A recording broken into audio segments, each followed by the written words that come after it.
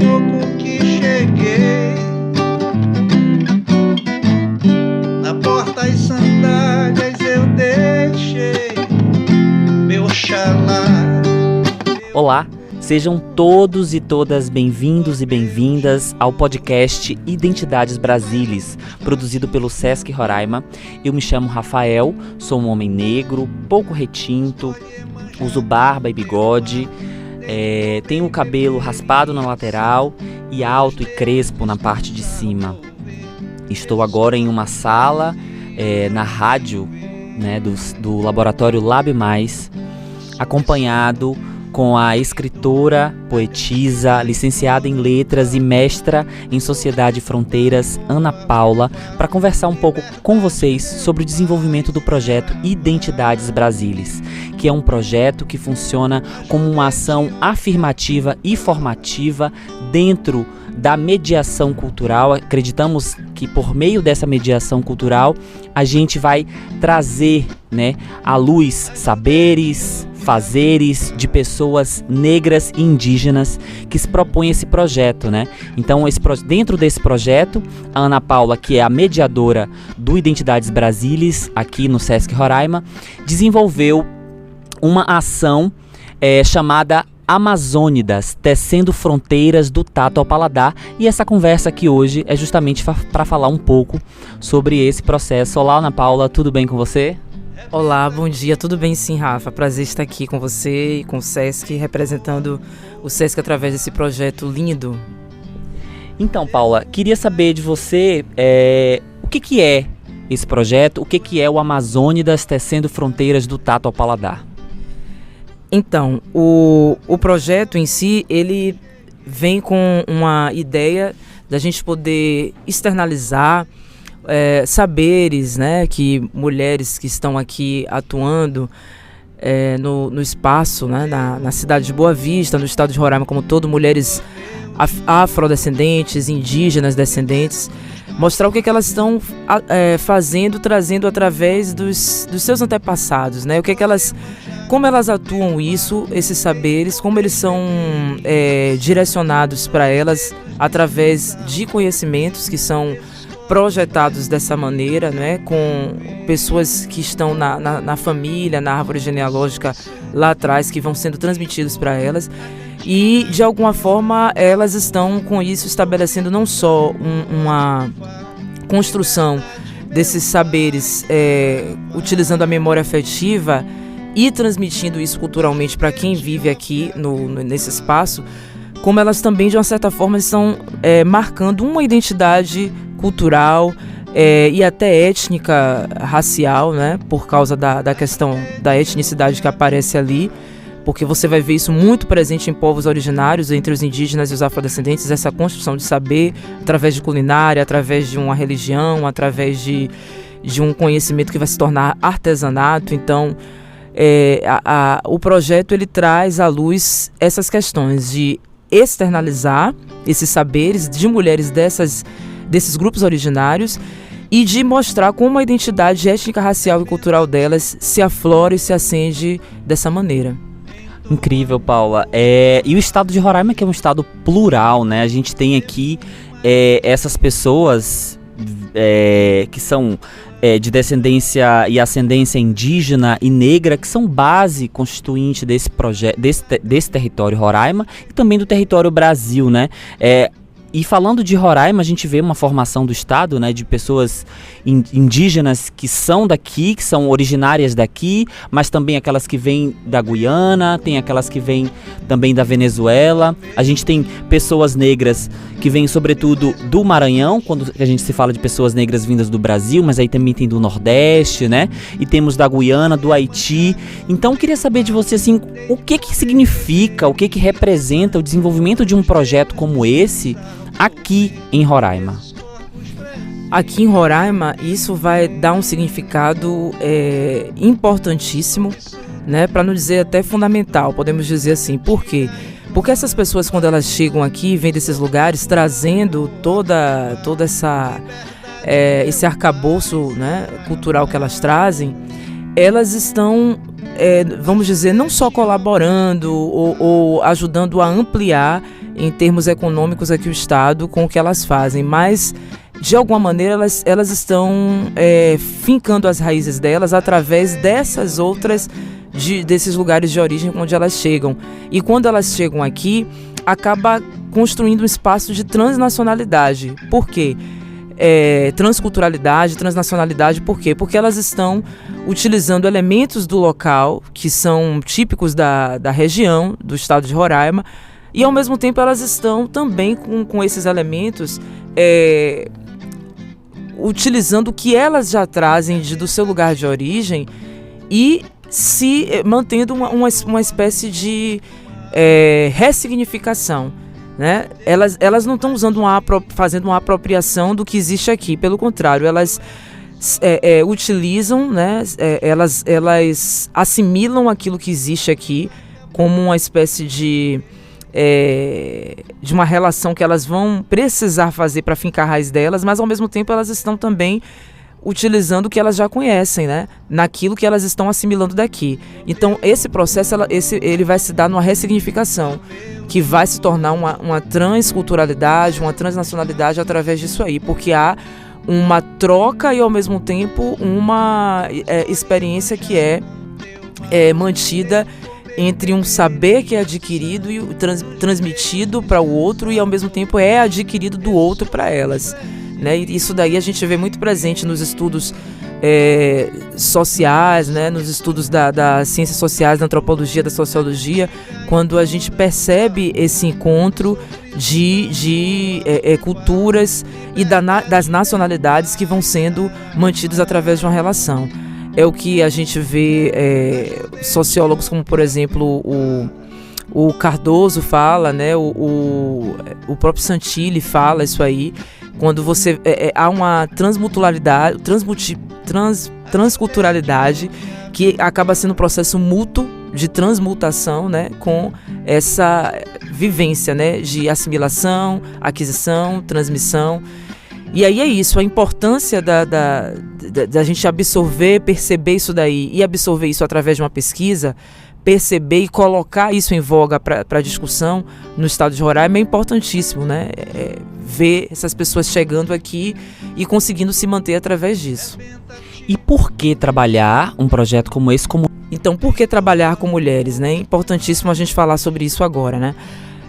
Porque as mulheres nós sabemos que estão dentre aquelas que representam sujeitos que estão nos grupos menos favorecidos, que são menos privilegiados e enxergados de uma certa forma pela sociedade como pessoas submissas, né? Que estão numa condição assim ainda, infelizmente, na visão de muitas pessoas. Não que elas estejam, mas na visão de muitos é como se elas estivessem numa condição de subalternidade. E a gente sabe que no estado de Roraima não é diferente, né, de acontecer culturalmente isso com relação a muitas mulheres estarem sendo ainda colocadas num papel de menor valor. É um estado onde muitas vezes as mulheres elas não estão vamos dizer assim, numa posição social mais favorável, economicamente também, em termos de trabalho, né, do tipo de trabalho que ela exerce, do setor, né? E também é um estado onde até as últimas pesquisas que foram dadas, né, antes da pandemia, ainda estava como um dos estados à frente, acho que estava até em primeiro lugar, se eu não me engano, tenho que recorrer para confirmar isso aí, em números de violência doméstica, era considerado o estado de maior índice de violência doméstica, também de abuso, de aliciamento ao menor. Então a gente sabe que existem coisas que ainda estão muito nos bastidores, que nem todo mundo sabe, né, que não vem muito à discussão, à voga, mas que acontece com muitas mulheres aqui. E a gente precisa cada vez mais começar a desvincular essa imagem negativa que fica associada à mulher. E cada vez mais entender que o papel da mulher é fundamental, é de extrema relevância para a sociedade em termos de diversas ações que elas fazem, né? A gente sabe que não existe mais isso de enxergar a mulher como um sexo frágil que é incapaz de desenvolver determinadas atividades, quando na verdade não é bem assim, né? Historicamente, né, na história medieval, desde a história medieval, a gente sabe que as mulheres elas exercem, a mulher, né, colocando assim, ela exerce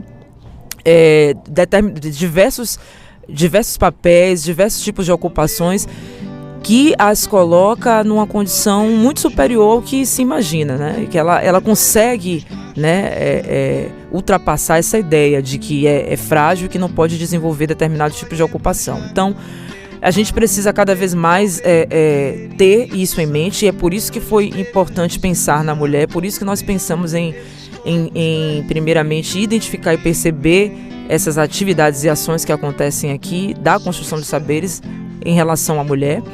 E também depois de pensar nessa questão de tentar ultrapassar essa barreira, essa primeira fronteira, né? Como o projeto já titula, essa coisa de tecer fronteira. A primeira fronteira e barreira que a gente quis ultrapassar foi essa, em relação a se identificar a mulher para ser o objeto principal desse trabalho do projeto, né? O sujeito principal. A outra barreira que a gente quis ultrapassar era do fato de que elas são as que muitas vezes acabam resgatando e mantendo esses saberes entre gerações na família. Saberes que são o quê? Que saberes são esses? Que são justamente o que a gente vem mostrar durante o projeto, que estão relacionados a diversas atividades, desde um fazer de uma bebida fermentada, de uma comida típica daquela família, daquele grupo étnico-racial, até outros tipos de atividades que estão relacionadas à religiosidade, à arte visual, à estética. Então, vários saberes que se percebe que são mantidos por mulheres dentro de um seio familiar. Perfeito. É muito bom saber desse projeto, acompanhar o desenvolvimento dele, né? E aprender com essas mulheres. E eu queria que você falasse um pouco pra gente sobre o processo, né? Desse projeto, sobre o desenvolvimento desse projeto. Como é que ele começou, como é que ele está sendo desenvolvido e em que ponto que ele está nesse momento? Bom, ele no momento já está na fase final, na etapa final. A gente primeiro buscou essas mulheres, né?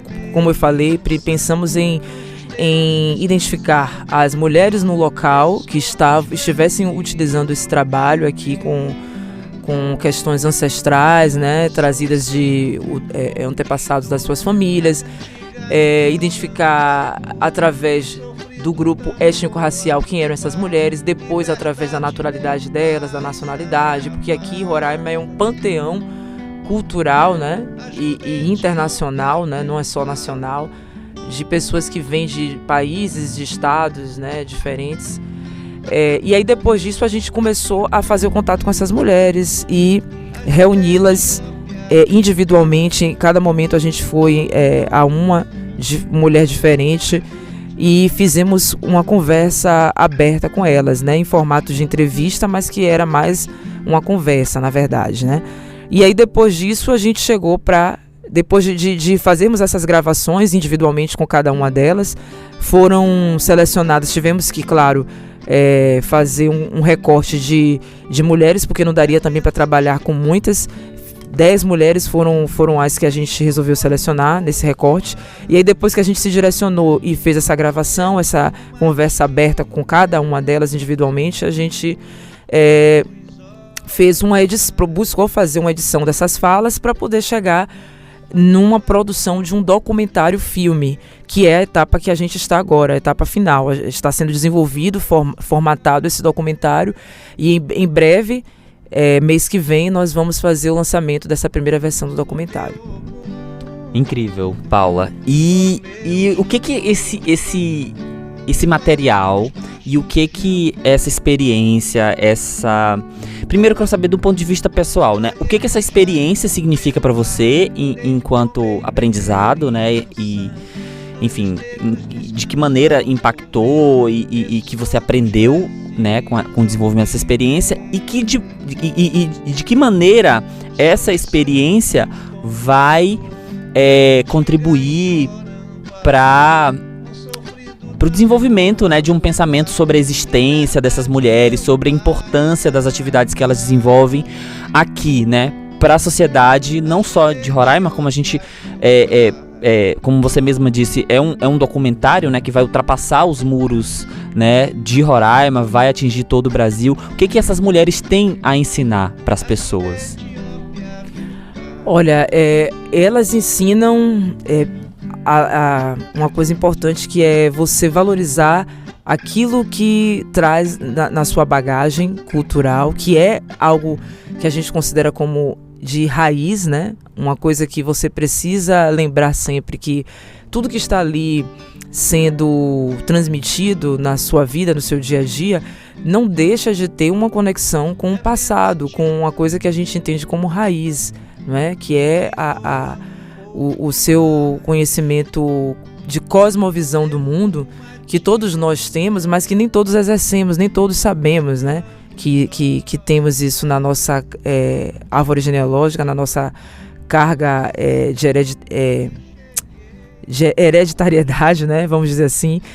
Bom, e aí o que elas vêm ensinar além disso, né? Primeiramente isso. Além disso mostrar que nós somos povos, grupos pluralizados, plurais. Estamos vivendo um espaço que é plural aqui em Roraima, mas existem outros mais, né? Todo espaço, quando você tem uma sociedade funcionando ali, nela, utilizando de uma relação que precisa haver essa troca de conhecimento, de contato, ele é plural. Só que tem outros que a gente pode considerar no número maior, pelo fato de existir uma relação, vamos dizer, com vigência maior do que outros, né?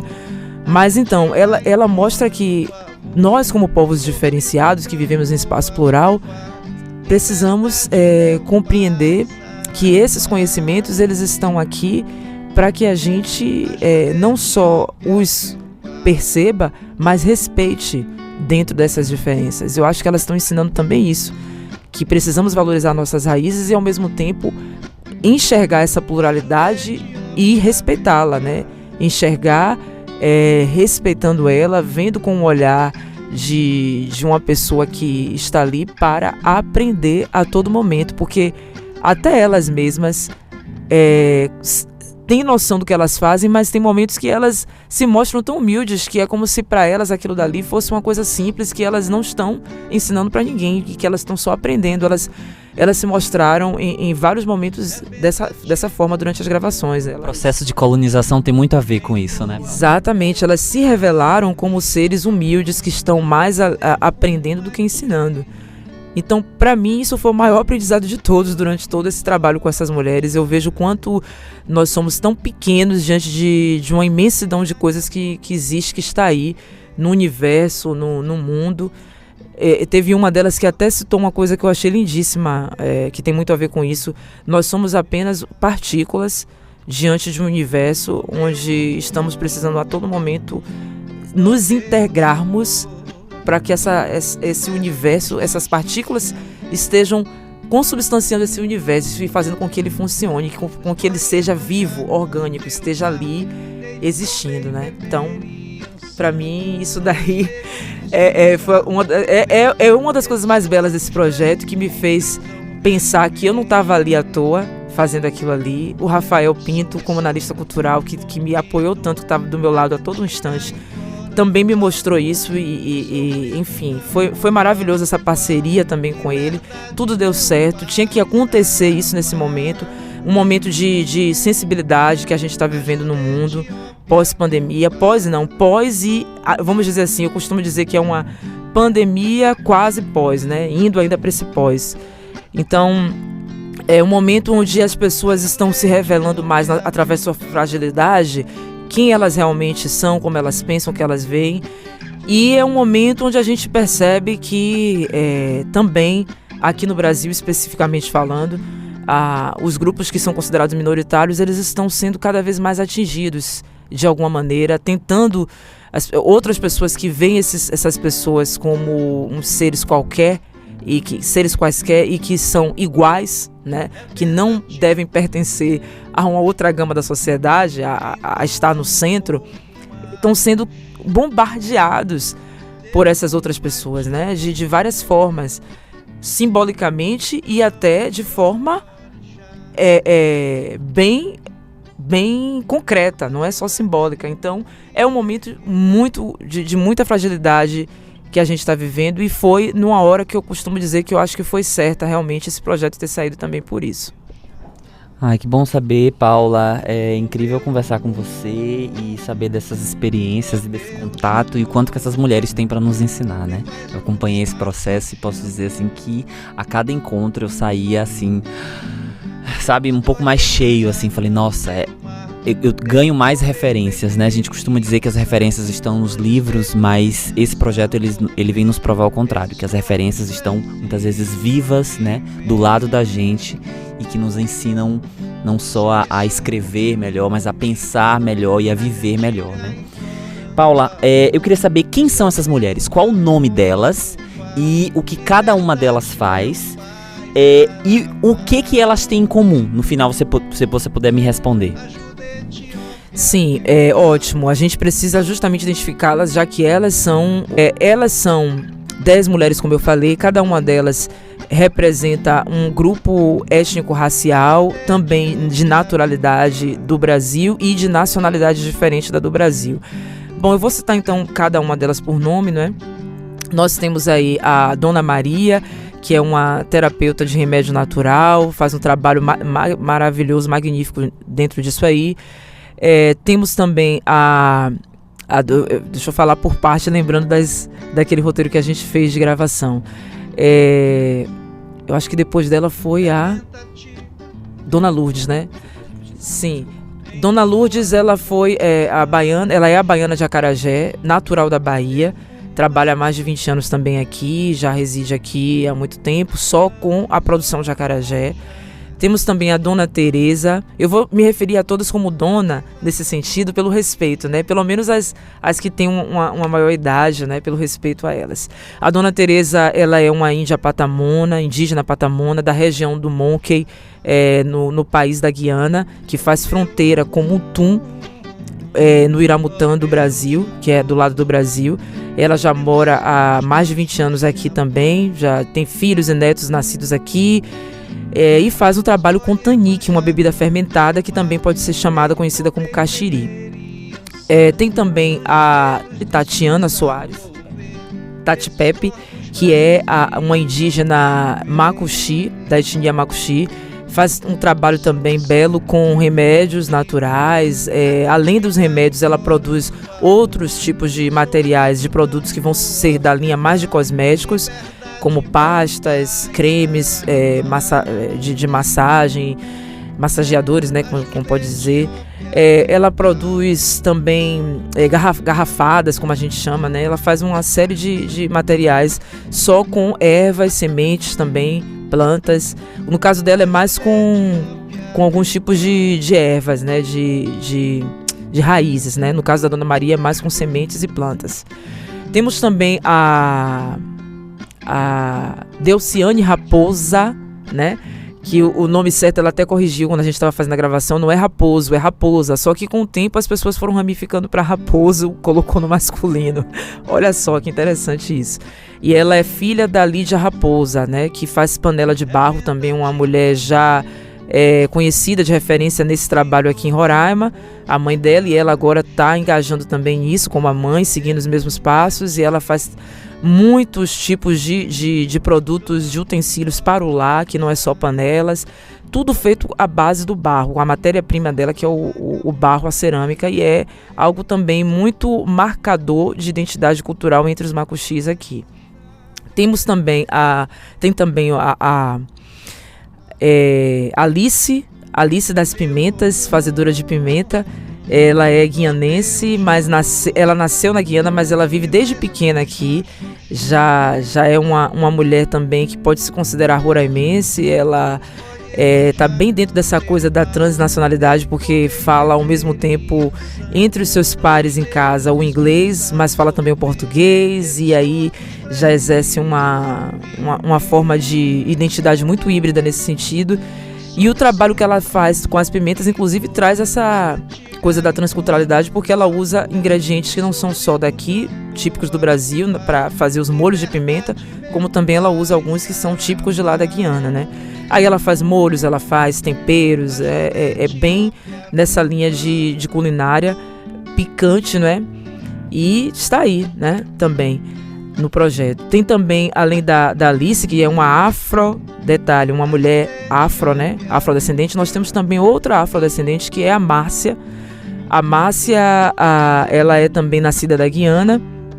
Ela já mora há mais de 30 anos aqui também, chegou na década de 90, viu o estado se desenvolvendo, a cidade de Boa Vista se desenvolvendo, crescendo quando chega aqui.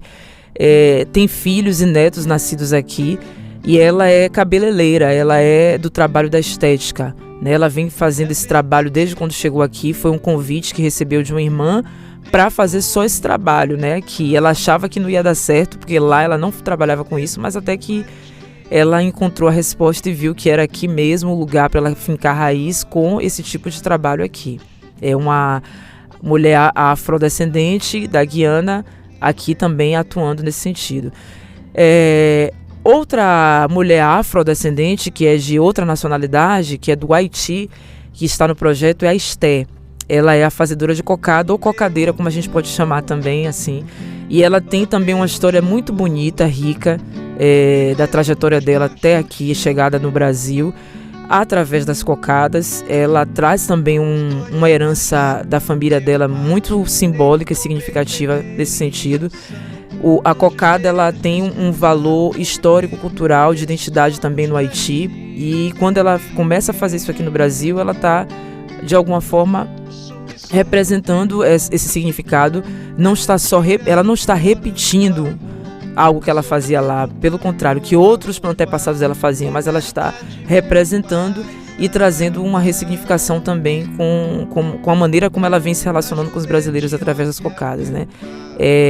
Então tem ela, tem também a Vera Ifachei, que é uma Ialorixá do candomblé e artista plástica, que já trabalha também há mais de 30 anos não só com a religiosidade, mas com a arte plástica, sempre vivenciando desse tipo de atividades na vida dela e colocando também em pauta as questões da africanidade nesses trabalhos que ela atua, entre Ialorixá e artista plástica, né? Ela coloca e carrega isso muito evidenciado, de uma forma muito evidenciada nos trabalhos, né? Também já é referência aqui no estado nisso, a Vera Ifachei. E temos também a Valdélia Wapichana. A Valdélia Wapichana, ela é uma jovem, dentre várias dessas mulheres que estão no projeto, acho que ela é uma das mais jovens, né, que está no projeto, mas que já tem uma visão de mundo riquíssima também. Uma menina muito amadurecida que trabalha com fibra de bananeira, e dessa fibra de bananeira ela transforma em artesanato, em arte, faz papéis, produz embalagens, porta canetas, várias coisas, né? E ela coloca o grafismo como uma das identidades nesse trabalho, das identidades indígenas que ela representa como Wapichana. E aí ela vem querendo mostrar o papel dela como mulher e também como atuante de militância, de movimentos. Estamos chegando ao final do nosso programa. Queria muito te agradecer, né, por ter assumido essa missão de mediar esse projeto, de construir junto, né? E foi um processo muito bonito, né? Como já falei antes, um processo de muito aprendizado e que a gente sente de fato o envolvimento, né? E o quanto o exercício da mediação é importante, né? Porque você não foi lá para entrevistar, né? Para colher, você foi conversar, e foi a partir de um processo de escuta, um processo muito respeitoso, né? Que você sabe como chegar, como sair e como criar laços. Fiquei sabendo que esse projeto ele se desdobra no ano que vem, né? Que essas mulheres recebem uma formação também em empreendedorismo, né? Junto com você percebi o quanto essas mulheres são empreendedoras e o quanto é importante a gente também atuar nesse incentivo. Muito feliz em fazer parte de todo esse processo. E eu queria perguntar a você, quando é que a gente vai poder ver esse material? Então, a gente está com previsão de fazer uma estreia a partir do dia 13, né, que é um dia histórico também de Santa Luzia, que aparece como representada também dentro do candomblé como o dia de Caiango e Ançã também. E a gente vai tentar fazer um lançamento assim, né, de uma primeira versão do trabalho, que nós estamos nessa etapa final da formatação do DOC. E é isso, com todas as expectativas para que tudo saia perfeitamente, assim, maravilhoso, sem ficar planejando que tudo fique muito certinho, né? Porque foi assim que o projeto todo se desenvolveu, sem essa coisa de querer cronometrar demais, ser muito metódico, né? E deu certo dessa forma, desenrolou legal. E aí vai dar certo dessa forma também na estreia. Então, Paulo, você pode se despedir das pessoas que estão nos escutando. E desde já, pessoal, muito obrigado pela atenção de todos vocês.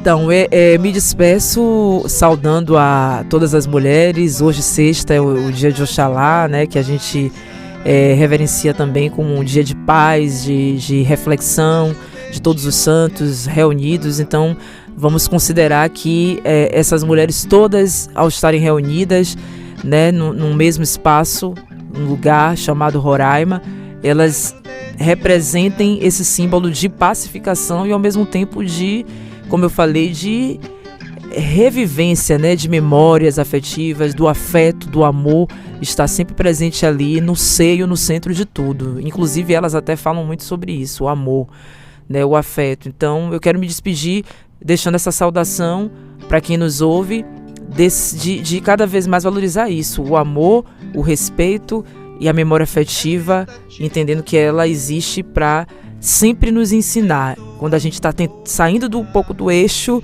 mostrar, não é por aí, vamos lá, lembre-se do seu papel, do papel do outro, vamos respeitar. Obrigado, Paula, e fiquem ligados porque a gente vai ter sempre novidades por aqui. E esse foi o nosso podcast Identidades Brasílias. Um abraço a todas e todos.